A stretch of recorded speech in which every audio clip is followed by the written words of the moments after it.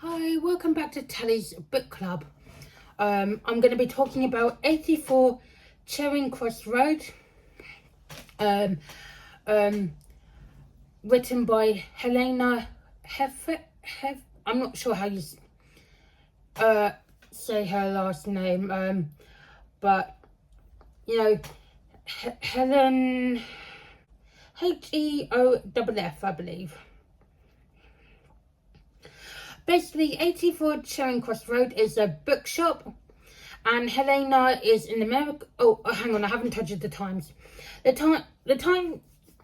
times for audiobook is 5 hours 10 minutes, and if you're reading it on a book or on a Kindle, it's 229 pages long. Basically, Helena is in America. She's in New York, I believe, and writes to a bookshop in London.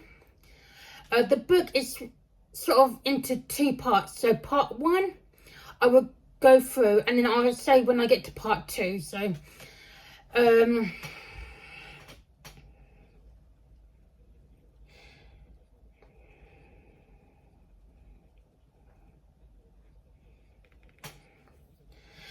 yeah, Helena writes to a bookshop obviously in London.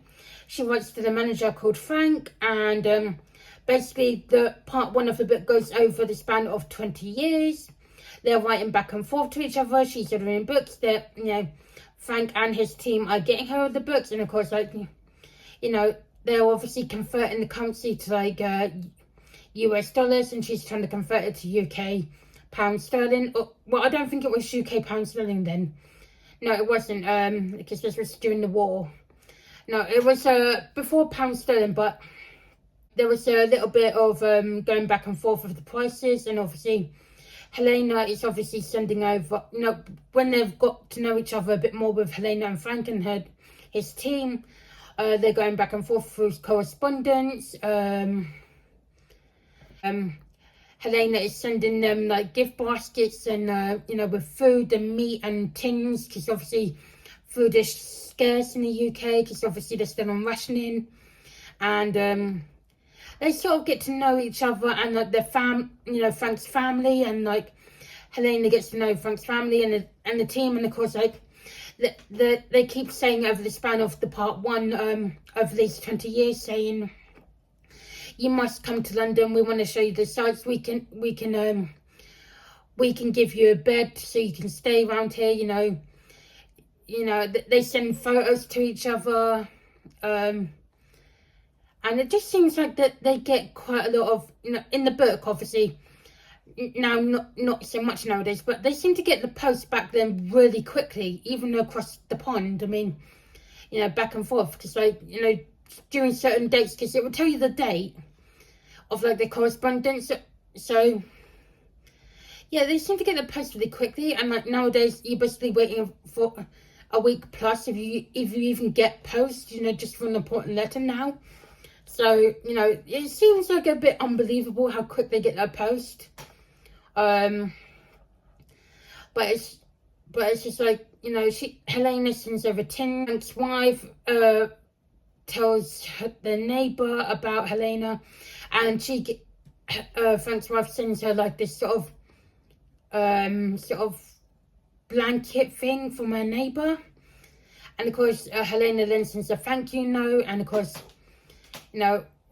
we find further on in part one, I believe, the elderly neighbour gets moved to a care home at some point, and of course that's sad, because obviously I know a lot of other people who still want to remain in their own houses, but they can win in life, but obviously can't due to illness or other things. And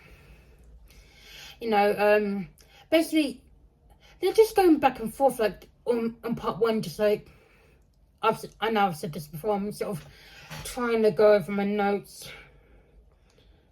But yeah, just every time Helena is managing to just about to go to the UK to see London, something always comes up, she's had to move house, and the time's not right, or money's not enough, and you know, and then she finds out, spoiler alert, if you want to read the book, Frank dies due to illness, and of course, like, Frank's widow, still sends Helena letters and says you would have loved him if you'd come over, you know, he would have loved to meet you. And, you know, basically that, you know, that's in part 1. But in part 2, she finally manages to come over to the UK. And of course, she can only spend a limited time because obviously, you know, she's got to do all the press tours for her book because, you know, she writes a book about her experiences of the 20 years of writing back and forth to this bookshop in London. And of course, it becomes quite a big hit. And she comes over to tour and obviously makes friends along the way. And, like, obviously meets Frank's widow. And obviously, you know, her you know, the Frank's wife's daughter. She's just exploring, you know, the London, seeing the sights, having a good time, you know, eating out, getting her hair done, you know, buying new clothes, because obviously she only packed for a limited time. And of course, like, she manages to spend a couple of weeks extra due to, you know, getting paid a bit more. And of course, her brother had sent her extra money. And, you know, it's a nice slice of life book, you know. It's just like, if you imagine, like, reading two people's diaries who sort of communicate to each other, but you never know, you know, it's just a nice slice of life book. It was something I'd never pick up normally, but because my book club did it, or what, you know, my book club, it was one of the guys' choices, I thought I'd actually give it a read. And it's not actually, you know, it's a really short book. And of course, like, you know, she's over here in the UK, London, you know, she's having a good time, but she's getting as well, because obviously, you know, certain etiquette, you know, you can't have a drink before dinner, you know, because, like, this is still basically just after wartime, so there's, like, you know, etiquette and all that. So, you know, she's finding, like, you know, the custom a little bit strange, how we talk is a little bit strange, and, like, you know, just like UK has their own sort of way of speaking, so does the US, and just like certain words mean different in both countries. And, you know, like the Tea Party and all that, and just like we find it hilarious over here. Not that I'm being rude on anyone's political party, but it just, like, you know, that's all I could think of for an exception.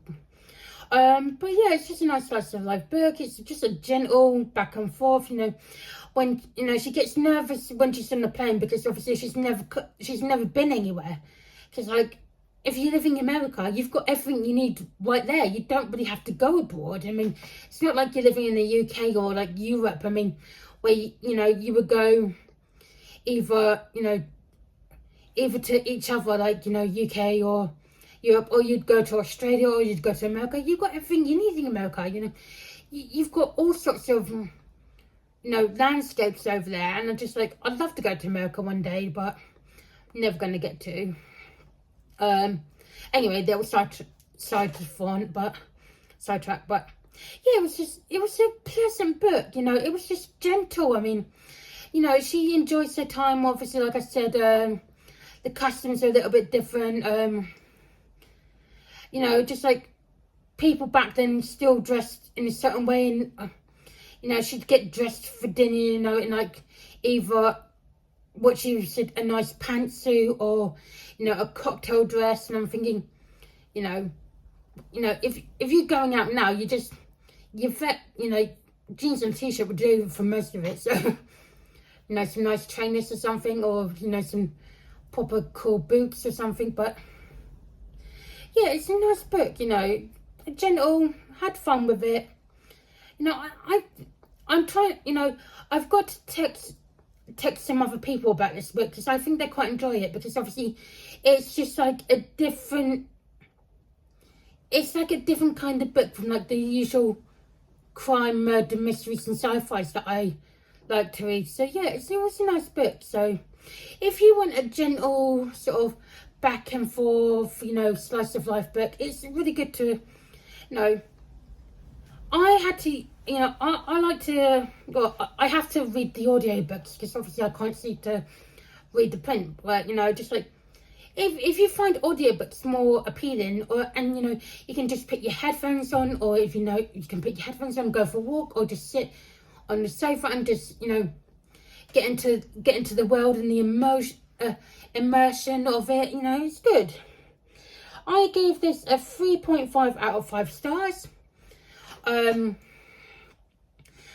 obviously Helena is actually the author who actually lived through the 20 years of writing back to the bookshop, and I just worked that out after I finished the book. I didn't pay any really attention to the author's name until I actually looked. So I was like, oh, she actually, you know, it was actually a real book, you know, set in like, even though it's a story, it's like a real book sort of thing, you know. But yeah, it's good. So that's all I've got time to say. I hope this made sort of sense, because like, you know, my head is just going back and forth, trying to remember stuff. And you know, I will see you all soon. Take care. Bye.